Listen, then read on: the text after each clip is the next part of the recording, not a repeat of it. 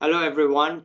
Today, I'm very happy and lucky to have a young person who's also an expert. That's a good combination to be in. He works in the area of public policy, and he's already launched an NGO to do things in and around, I guess, his area of expertise or his experience of life. Anyway, let's find out from him. Let's listen to him. Over to you, Manzer. Thank you so much, sir, for having me here. And before I start, I'm not sure how much of an expert I am, but when I was invited for this discussion, this conversation, I honestly did not have a clear structure in my mind, what I'll speak about, what I'll talk about. But I think that's what my life has been to date. It has been a long, linear trajectory, trying to try things and then failing, learning from it, and then going on to the next step. And I think that's what I'm going to talk about. So I come from this place named Ambikapur. It's a small town with a population of 1.5 lakhs people only, and I was born and brought up there. It's in Chhattisgarh, central part of India. And while growing up, so my mother is a government teacher, and my father also runs a small NGO which works on skilling for the rural youth. But while growing up, traditional way, like my parents have always been supportive of what I'd like to do, and they had never imposed anything on me. Even if I have not been a brilliant student, I would say I have just been an average kid. So your next door average person I've always been. But they never pressurized me for anything, and all they wanted for me was like, you learn, and whatever you think of doing next, it should be from your heart. And that is something which I've always carried away, and which I want to take away in my future as well.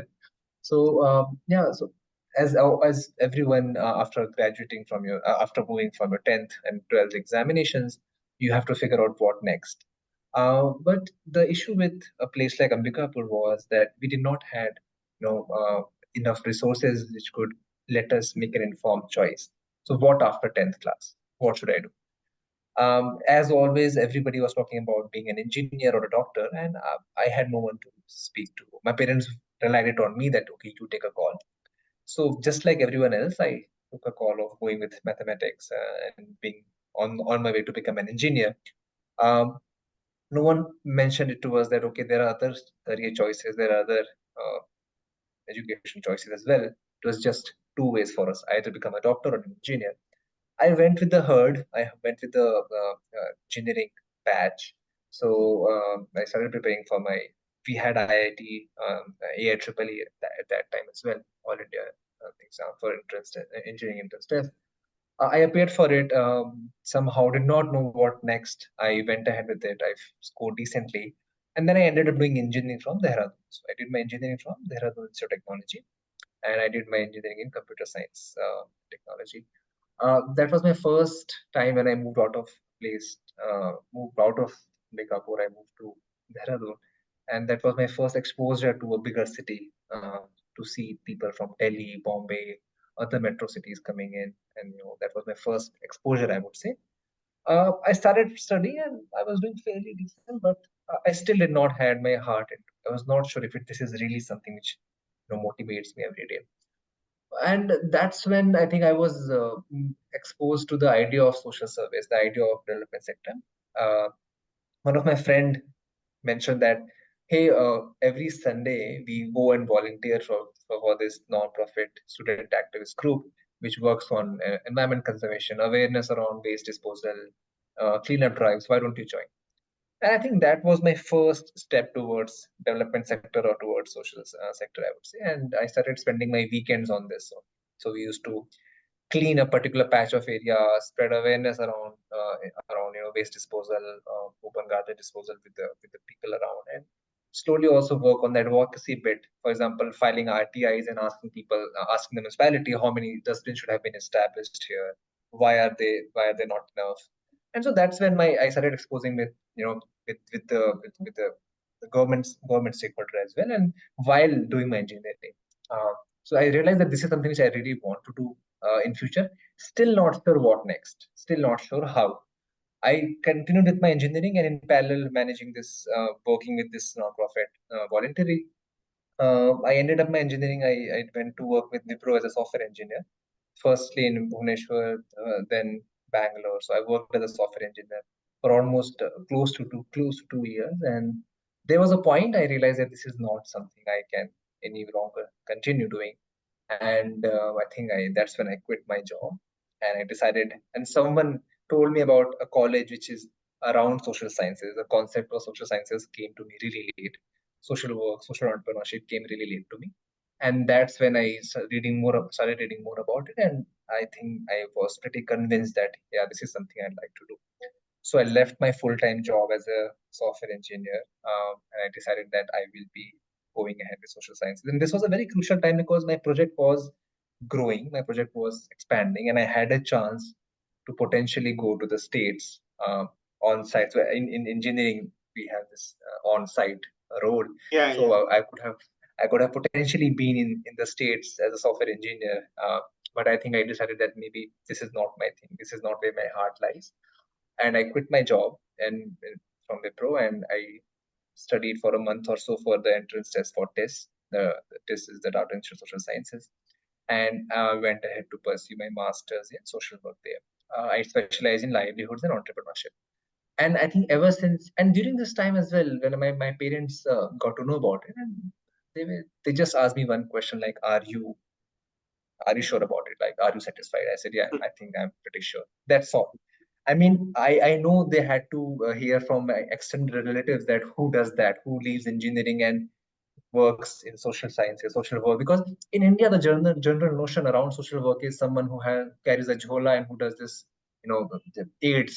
only aid-based work. But that's not just social sciences all about. And there's a lot of the careers in social sciences, the career and development sector is booming these days. And so that's the general perception around social work. But anyway, my parents yet again were extremely supportive, and I decided to just go ahead with this particular degree. And I think I never regret that decision. People ask me today, like obviously my friends who have done engineering, who are working as software engineers, they are earning beautifully more than what I'm earning right now. But I don't regret. I don't regret this. And that's when I went to TIS. And while I was pursuing TIS, I mean, it was a process of learning and unlearning for me. All my preconceived notions about development, about societal challenges, societal issues in India were constantly being challenged. And I feel that was the most shaping and defining phase of my life. Can I just stop While I you? was, yeah, please. You're the second person in my recent Vidpeds who went to engineering, got a corporate job, decided it wasn't for him, and went to TIS and said it was a life-changing experience. So I'm saying, what is it? Herd mentality. You give up engineering and go to TIS. I think this has that magic in itself. Like it really. This is indeed a great place. I'm just saying that, look, I just heard it a few, just from another young person. But so I'm saying, what is this? We have a trend here. Good. Continue, please. Yeah. I just thought I had to say that, look, this is not, you're not the first one. And maybe some Yeah. of your classmates were engineers there. There were quite a few. I mean, that's the thing. If had I known about this when I was doing my 11, 12, like I would have never gone for engineering. Yeah. So you see that gap. You see that gap of information. Yeah. Even in tier 3 or very urban or rural spaces, I think that's something which is missing. Yeah. So while I was doing engineering, I think the NGO you talked about, that the inspiration, the inception happened at TESS. So while I entered, there were quite a few protests were happening around scholarship being withdrawn from the central government. Many friends of mine, they were facing the direct brunt of it. So the scholarship support to students who used to come from marginalized groups, that was being reduced significantly. And that's when I thought that, okay, as for the immediate response, what can we do? So it was a very small student-led initiative, a student collective. We all came together. We thought that, okay, why not tap the alumni network we have something around the community philanthropy model where we will raise funds and use that money to just supplement to the some scholarship amount. So the idea was pitched to the college administration. They really wanted us to work on this, and that's when Bridge came into existence.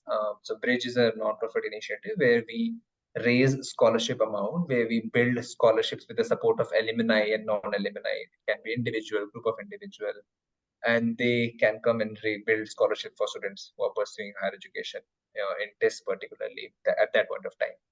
And that's how we work. So we as a student body, we used to raise fund, keep the entire account transparent, and keep the alumni informed, whereas college does the disbursement of the scholarship amount. So that's what we had been doing. And every year we keep forming teams, and that's how Bridge came into existence. And one very particular incident, what triggered me to do this was a friend of mine. So they used to skip their meal, one-time meal, to save some money, and they used to substantiate that money with the field expenses. So this particular incident was, I think, my trigger point where I was like, I come from a fairly privileged background that I can at least afford 3 times a meal for 3 times a day. But here is my friend, literally, we are staying together, but they are skipping their meal just so that they can save that 40 rupees and then use it for their field travel. So this was a very triggering incident for me, and that's when I decided to act upon it. So we were literally studying, social entrepreneurship. We were studying social work, empathy, group work, and we were not implementing it. So that's when I thought that let's do something about it. So that's when Bridge came into picture, and I continued doing it even after I came out of TIS. So after TIS, I went to work with NAPCONS. It's a subsidiary of NABARD, National Bank of Agriculture and Rural Development, and NAPCONS works on monitoring and evaluation of socioeconomic studies. Different CSR assessment, impact assessment was done by NAPCONS. So I worked as a consultant, and along with that, I used to manage Bridge in parallel. So that we had been doing. Again, after working for 2.5 years after TIS, I decided that maybe I should pursue another master because my interest was getting niche into evidence-based policy making. And that's when I thought of another degree. Never in my wildest dream I had imagined going to Oxford, but quite a few friends motivated me to do this, and then I applied for Oxford, and somehow, by God's grace, I would say I managed to get into Oxford. Notably, I was the first, I think, from my town who has studied in Oxford. Or again, because lack of access to information, lack of support, mentorship. I managed to get a scholarship, which is called Chevening Scholarship. It's funded by UK government and Indian government jointly. And so I did my MSc in evidence-based social intervention and policy evaluation while studying at Oxford. Another issue, I would say, another social challenge which I found while I was pursuing my degree abroad was that not many students who are from marginalized groups, let's say people who are from Dalit Bahujan Adivasi community or Indian Muslims or people from Northeast India or people with disability, they're not well represented to higher education abroad as well. And I thought that again, because there's this lack of access to information regarding higher education, and then it's an expensive process as well. So I thought, why not do something about it? And along with a few friends of mine, there was an initiative already in place, but we wanted to scale it at a higher level. So we started an initiative named Project EduAccess while we were studying at Oxford. In 2021, we relaunched it, and the initiative gives free mentorship, free guidance to students who come from marginalized groups in India for higher education abroad. So we work with India right now, with Indian groups here. And what we do is we organize a year-long mentorship cohort for them, and we provide mentors who have studied globally, who are currently studying in global universities. So they provide end-to-end support, and it's all free of cost for them. And we help them, select university, help them draft SOPs, appear for interviews, scholarship applications. So we do this free of cost for them. So this is it's been second year of its functioning. So Project EduAccess is another initiative I'm part of. So apart from that, to date, I think we have supported more than 400 students to get offers from universities abroad. More than 60 people have got scholarships, fully funded scholarships, and this year results we are waiting for it now. So that's the Project EduAccess. Yeah, after studying from Oxford, I came back to India. I've been working with JPAL as a policy manager, and I'm working in out of Patna in Bihar, where I'm supporting Government of Bihar in one of their poverty alleviation schemes from the research and policy point of view. Bridge is now a registered organization. We have managed to support 67 students to date with financial aid and access to information, access to resources. And we have managed to raise 23.5 lakh rupees with 9 scholarships, which will be recurring every year. And we do plan to move beyond this. We do plan to go to other universities in India and help more and more students. And yeah, that's my long, uncertain, non-linear career trajectory to date. Happy to take any questions that you have. Well, the ending is happy. Yeah. The ending is happy. You know, working for JPAL, I mean, it's an elite institution. Everybody knows JPAL. It's an elite institution. And in Bihar, which means that the challenges are serious. Okay. Yeah. So, I don't ask questions in much, but I'll ask everybody this. What are your tips for young people, educated young people, 11th, 12th, first year BA? What are your tips based on your non-linear experience? Okay. Most important tip I would say is, so during our times, we're not, I mean, obviously internet was available, but not Not as like this. No, not like this, right? So No. this is something which it has penetrated the last mile. It has gone to the Yes. last mile now. Right. So use that information very judiciously. If you're deciding to go ahead with engineering or any career choice, just be super sure, like, is it really something that you'd like to do? Because if you have interest in any particular field, I'm sure there will be a course around that. There will be a trajectory for that particular pathway. So I would say do as much as research as possible before you get into any field. Because the information is out there, and now it's not that you cannot access that. Do not hesitate in reaching out to people. Do not hesitate in reaching out to people who have been into that path and ask. Talk to more and more alumni. Talk to more and more people who have been into this field. Gain some insight from that, and then make an informed choice. So judiciously using this information, which is available on the internet, that is one of the biggest tip I'd say. Second, do not fear failures. I'd say just commit as many mistakes you can. It's fine. It's completely fine, and it's better than